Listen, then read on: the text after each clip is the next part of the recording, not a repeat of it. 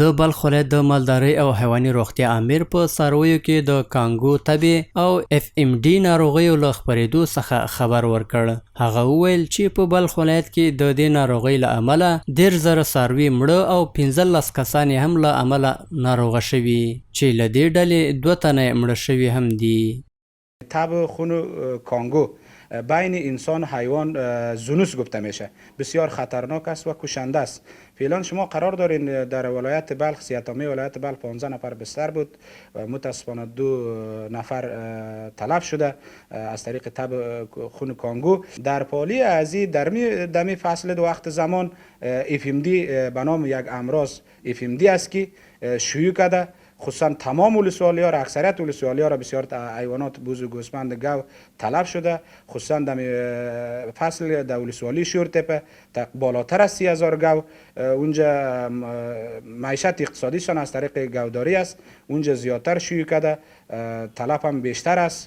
نوموړي د کانګو ناروغي ډیره خطرناکه وبلله او ویل چې په دې ناروغۍ اخته کسان د ژوندي پاتې کېدو لپاره په هرو 3 ساعتونو کې وینې ته اړتیا لري.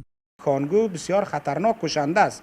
در هر انسانی که مصاب به کانگو میشه در در هر 3 ساعت 1 لیتر خون ضرورت داره. اگر او خون برش رسیده نشوه کرویات سفید خون خشک میشه، کرویات سرخ خون تولید کرده نمیتونه، انسان طلب میشه. باید حداقلش در هر 3 ساعت 1 لیتر خون برای کسی که در تب کانگو ضرورت داره، اگر نرسه خون خشک میشه، انسان تلف میشه. بسیار مهم است، بسیار ایره جدی بگیرن. ښاغلي متوکل ټینګار وکړ چې دوی هڅه کوي څو د دې ناروغۍ د لا خپرېدو مخنیوي لپاره د ادارو په ملاتړ او همکارۍ سره د دواپاشۍ اړین او اساسي بهیر پیل کړي. ریاست زراعت ولایت بلخ تلاش داریم که از طریق واحدهای سوابی تمام مال بازار و تمام ولسوالی ها را تحت پوشش قرار بدیم، دواپاشی شود از طریق مؤسسات، از طریق خود وزارت زراعت. ما تلاش داریم که ایره جلوگیری کنیم، دواپاشی کنیم.